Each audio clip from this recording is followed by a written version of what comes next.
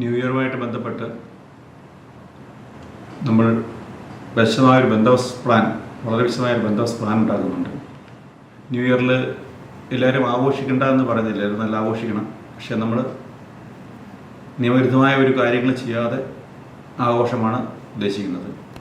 നമ്മളെല്ലാവരും ആഘോഷിക്കുന്ന ദിവസമാണ് ന്യൂ ഇയറിൻ്റെ അന്ന്.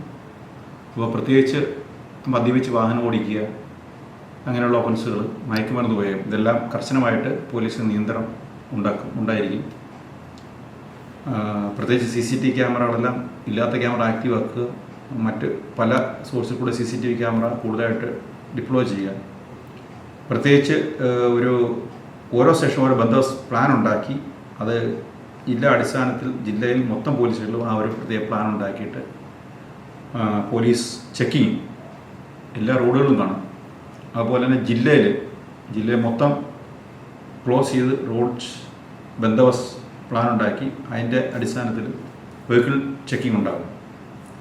അതുപോലെ തന്നെ ഈ ഹോട്ടൽ റിസോർട്ടുകൾ കേന്ദ്രീകരിച്ചുള്ള ഒരു അന്വേഷണം, ഒരു എൻക്വയറി, സെർച്ച് എല്ലാം കാണും. നല്ല രീതിയിൽ ന്യൂ ഇയർ ആഘോഷം ഒരു കാരണവശാലും പോലീസ് തടസ്സപ്പെടുത്തത്തില്ല. വഴിവിട്ട് പോകുന്ന ഒരു ക്രമസമാധാന പ്രശ്നം ഉണ്ടാക്കുന്ന പ്രവൃത്തികൾ ഉണ്ടായെങ്കിൽ മാത്രമേ പോലീസ് ആക്ഷൻ എടുക്കുകയുള്ളൂ. അതുകൊണ്ട് എല്ലാവർക്കും ന്യൂ ഇയർ ആശംസ നേർന്നതോടൊപ്പം തന്നെ സൂക്ഷിക്കുക. ആ ഒരു നിയമത്തിൻ്റെ പരിധിക്കുള്ളിൽ നിന്നുകൊണ്ട് മാത്രം ന്യൂ ഇയർ ആഘോഷിക്കുക എന്ന് മാത്രമേ എനിക്ക് പറയാനുള്ളൂ. ജില്ലാ പോലീസ് മൊത്തം മെന്നിനെ മൊബിലൈസ് ചെയ്തിട്ട് ന്യൂ ഇയറിൻ്റെ നൈറ്റ് എല്ലാവരും തന്നെ റോഡിൽ കാണും, ഇൻക്ലൂഡിങ് ജില്ലാ പോലീസ് മേധാവിയെ ഞാൻ ഉൾപ്പെടെ റോഡിൽ നിന്ന് കാണും. അതുകൊണ്ട് എല്ലാവരും വളരെ സന്തോഷത്തോടെ ന്യൂ ഇയർ ആഘോഷിക്കുക. പക്ഷേ നിയമത്തിൻ്റെ പരിധിയിൽ നിന്നുകൊണ്ട് മാത്രമേ പാടുള്ളൂ.